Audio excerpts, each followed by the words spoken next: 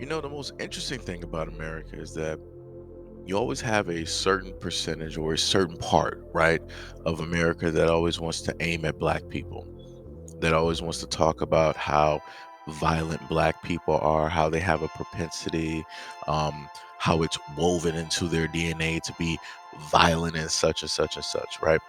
And then you'll have black people that will also side with those same individuals in that type of line of thinking, even though they are black themselves, right? And when they are saying black people, that also encompasses them as well. But because they feel that they are beyond color, that they are beyond all the other black people out there, they feel that that example, right, doesn't account for them. It doesn't add them directly in there. They've already subtracted themselves, and they feel that the people that they walk with on an everyday basis who are not black subtract them right from that count as well. But the most interesting thing is, whenever you hear any of these true Americans, right, these Caucanites, right, whenever they decide that they want to use certain types of slurs and different things of that nature, they're not specifically speaking on an individual. When they're saying those slurs, they're talking about black people as a group. But yet again, you hear complete silence when it comes to those black people that want to side with those individuals.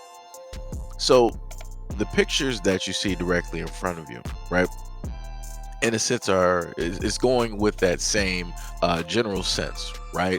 Where when they want to speak on, black people, as a monolith, as a whole group, and they want to condemn them and they want to say that they have a propensity for violence and different things of that nature.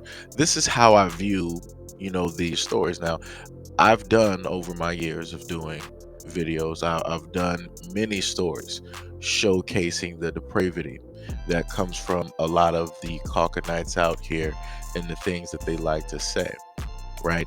And when I look at a lot of these images and I look at a lot of these stories, it reminds me of, a myth, so to say, or a legend, so to say, that was, once believed, right? But as I've stated to people before, right, life imitates art imitates life, right? So what you're clearly seeing here is the reality, right? And then what you see clearly in the next clip, and what you see here is, in a sense, that art, right? This is that legend, right? Where the grandfather of the two twins, he was overthrown by his brother, and then the brother ordered the twins to be cast, out into the wild, hopefully so that, they would never exist ever again, so that that lineage stops there, and that he, the brother, and his lineage, his children, or whatever, they would end up, forever ruling, right? But when you look at the image, you technically see something there, right? You technically see a female dog here, and you see the two brothers, right, who are European, who are suckling off of the breast, right, of the female dog, right, in order to get that nutrients, in order to be able to survive, right? So you have the female dog, in a sense, protecting and feeding, right, the human children.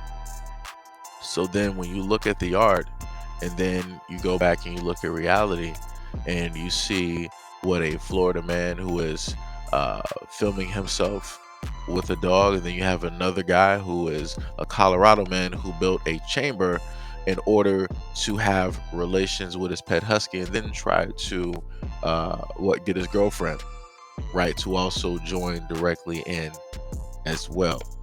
Like I said before, I find it pretty funny that a lot of these individuals, and these will be some of the exact same individuals who would claim that they're not a certain type of way, but yet, right, they're the same ones that'll have one black friend, right? They'll be sharing that black friend, like, oh yeah, yeah, my friend John, he lets me sit up there and say this word. He lets me rap these songs. He doesn't mind when I sit up there and say it. I say it around them all the time, right? These will be those types of people. And then behind that, they'll say that they are not, racist, right?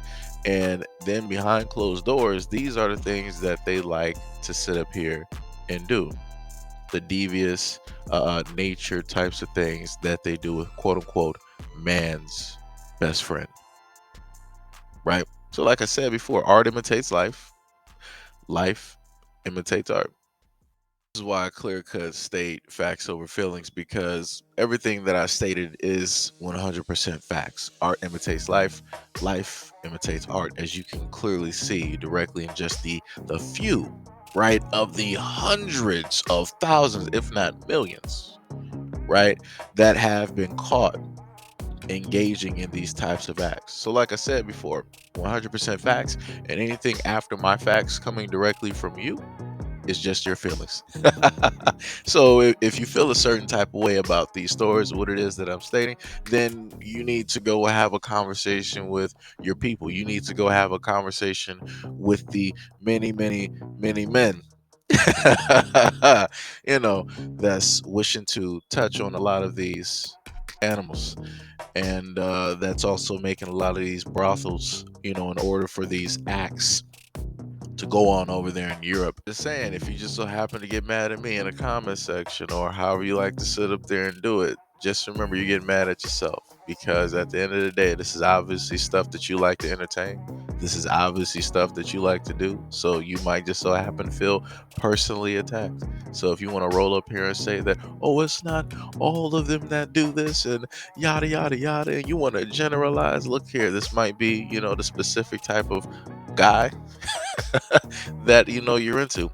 I don't have nothing to do with that. Maybe you yourself, you might be into those four-legged critters as well. I don't got nothing to do with that. Like I said, whatever God that you kneel down to, at night, you better go have those conversations with him. Because I am not it.